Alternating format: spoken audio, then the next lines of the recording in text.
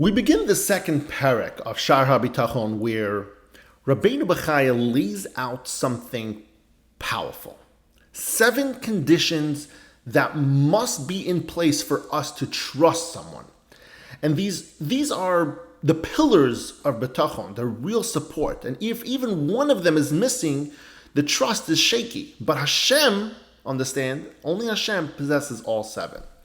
And that's what makes Bitachon in Hashem not just reasonable, but inevitable. Now, before we start talking about this, good morning, everyone! And thank you so much for joining me here on a brand new episode of Shaar HaBitachon. Now, let's walk through the first few of these 7 together. So the first one is kindness, chesed, rachamim, ahava. The foundation of trust is knowing that the person you rely on truly cares for you with compassion, with sympathy, and with love. And if someone is cold-hearted, it's nearly impossible to place your trust in them. But Hashem, His kindness is boundless.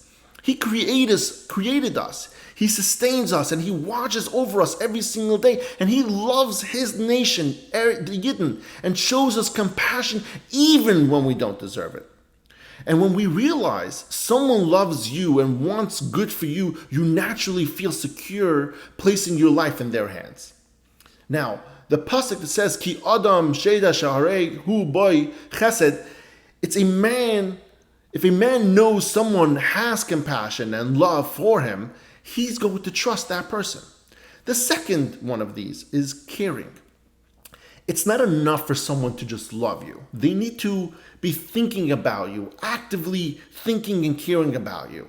And this, in this second condition, is that the person must be attentive and not forgetful or lazy when it comes to fulfilling your needs.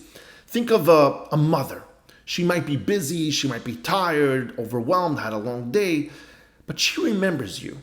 She pushes through and she'll help even when it's inconvenient. And Hashem never forgets us. And the Torah says in the pasuk, Lo yishkach nishkach el. Hashem will never forget.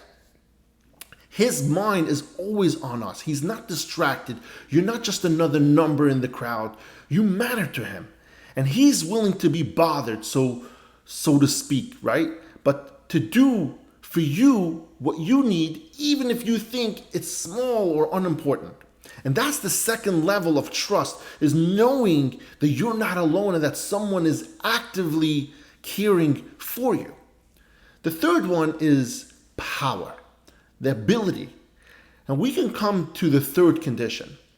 But imagine someone who loves you and is constantly thinking about you, right? Those first 2 things that we spoke about, but they don't have the ability to help you.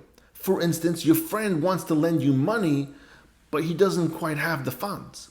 Or your parents want to solve your problems, but they're really limited in what they can do and their resources. Love alone is not enough. Trust in someone demands capability of that person. Hashem, unlike any other human being, is all-powerful. He doesn't run out of money. He's never too weak. He never tires. He can bring Yeshuas in the blink of an eye. And there's nothing too hard for Him to do.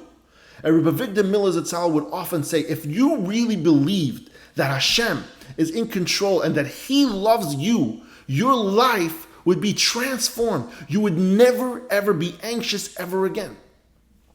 And that's what these conditions are building toward, right? Bitachon, it's not blind faith. It's based on evidence. These are the rational, the emotional, and the spiritual foundations for why we should trust in Hashem and in Hashem only. So let's pause, reflect. Do I truly believe in Hashem?